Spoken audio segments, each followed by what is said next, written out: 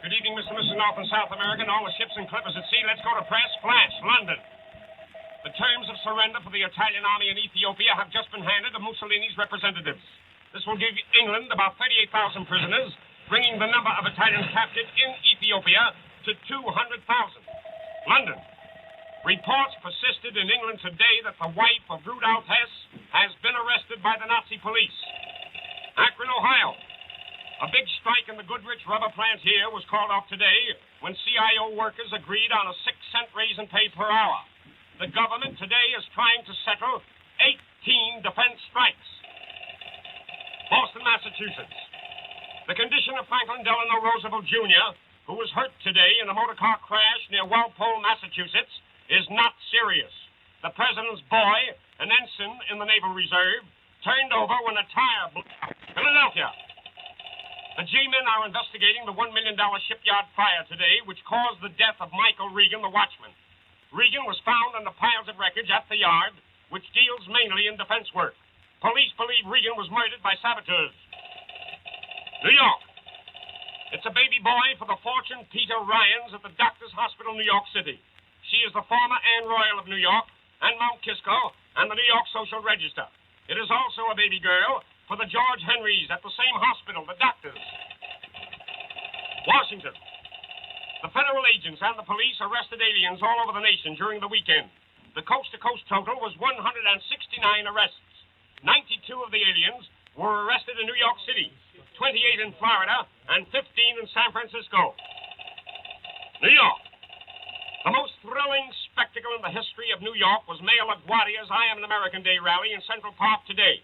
The mayor said it was the biggest crowd in the history of the nation to attend a patriotic rally. Over 675,000 people. In Chicago, William Knudsen spoke before 125,000 Americans. Flash. Little River, South Carolina. An excursion boat by name the Nightingale, an excursion boat, reported carrying employees of the Rocky Mount plant of the Orange Crush Bottling Company, exploded in the Atlantic Ocean. It happened 7 miles offshore. 7 persons are reported killed, and several others may have drowned. Coast Guard boats are on the scene. The name of the boat, an excursion boat, is the Nightingale. The passengers, employees of the Rocky Mount plant of the Orange Crush Bottling Company. It happened in the Atlantic Ocean. Behind the international scene, Washington. These are believed to be the Nazi battle plans for the Near East and Africa. Syria is the base for 3 pincer movements. To the north against Turkey, to the southeast against Iraq, and to the south against Palestine and Suez. The first drive will be southeast on Iraq, where the heavily outnumbered British face precisely the same situation as Greece and Dunkirk, except that the British Navy faces the trip around Arabia 2,500 miles.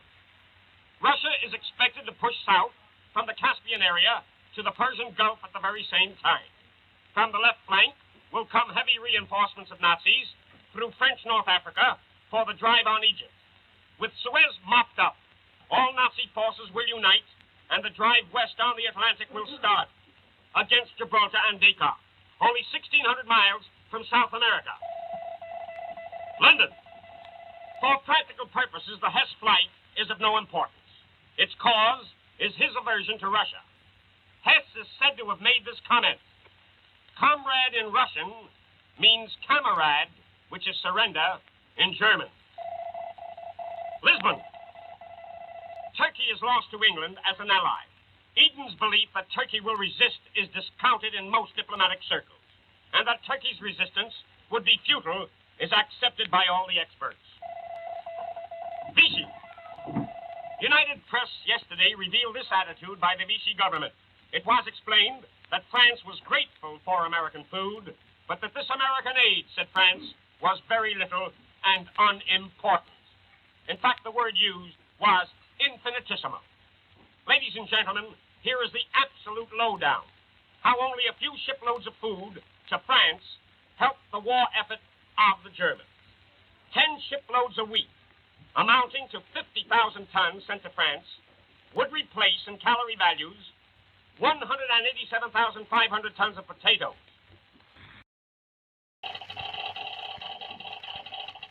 Attention, Mr. and Mrs. United States. At any given time, there can be only one President of the United States. Constitutionally, he is charged with the responsibility of our foreign affairs, which means that morally, his policies are entitled to your support. Last fall, the American people knew that democratic institutions were under worldwide attack, and the captain they picked for our ship of state was Franklin Delano Roosevelt. The dictators were fooled. They had predicted disaster. But the American way was strong enough to hold an election in the middle of a crisis. The dictators seek to prolong that crisis to divide us. To the intense disappointment of Joe Goebbels of Berlin, Wendell Willkie stands by the American way. The candidate Mr. Willkie opposed as Franklin D. Roosevelt, he loyally supports as President of the United States. At the election, Wendell Willkie had won the votes of many. Since the election, he has won the respect of all Americans by forfeiting a Nazi medal forever. Mr. Willkie set an example of working democracy. He has shown the dictators that the leader of a large minority will wholeheartedly support a leader elected by a small majority. But more important, Wendell Willkie has shown the principal resource of democracy. In the showdown, ladies and gentlemen, Roosevelt can depend upon a Willkie, while Hitler has only a Hess.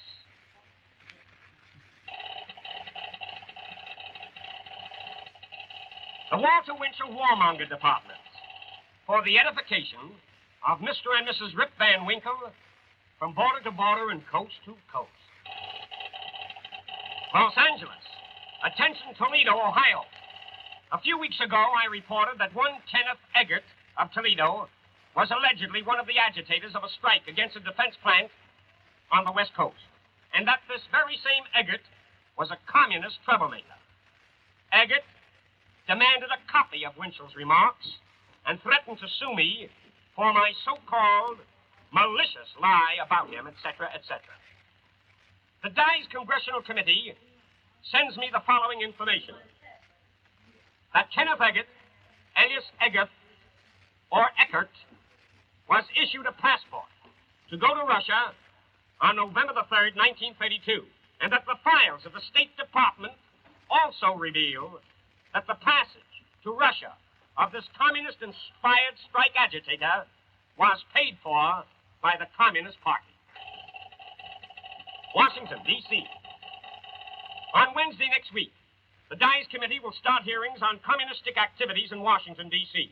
Mr. Dye's says he will thoroughly discredit the American Peace Mobilization outfit, which has been picketing the White House. Mr. Dye says he will expose that group as being a Communist Party line, not a picket line. Washington.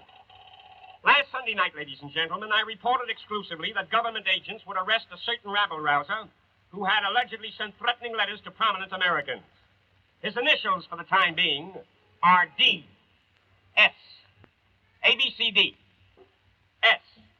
He really does the dirty laundry for many big-name Nazi lovers in the United States. He and his file, containing many letters from his supporters and backers, have been seized. Congratulations, Mr. Government Man. Jersey City, New Jersey. A few months ago, I reported the peculiar activities of a major in the United States Army Intelligence Service. His name is Major John E. Kelly of 14 Brinkerhoff Street, Jersey City. I said at the time that he was associating with some very strange people for a member of Army Intelligence. New York, by NBC Shortwave Listening Post. London Radio tonight reported that the Spanish cabinet will meet tomorrow and be reorganized in a way to give Serrano Suna, the foreign minister of Spain, wider powers. To give to Hitler, of course. London. Scandinavian reports reaching London said that thousands of newspapers were given away today in Norway on the occasion of National Day. The Nazis there tried to suppress those newspapers, which printed a message from King Haakon. Hundreds of loyal Norwegians have been arrested by the Nazi Gestapo. Attention, men. The Navy confirmed last Sunday night's story about accepting men between the ages of 17 up to 50. 50. The Navy especially wants machinists, carpenters, radio operators, radio technicians, and yeomen. Those enlisting in the Naval Reserve will be released from duty when the emergency is over. And that, ladies and gentlemen, winds up another edition of the Jergens Journal until next Sunday night at the very same time. Until then, and with lotions of love, I remain your New York correspondent, Walter Winchell, who reminds you of the great difference in two systems of government. Rudolf Hess preferred to bail out over Britain than be out on bail in Berlin. Good night.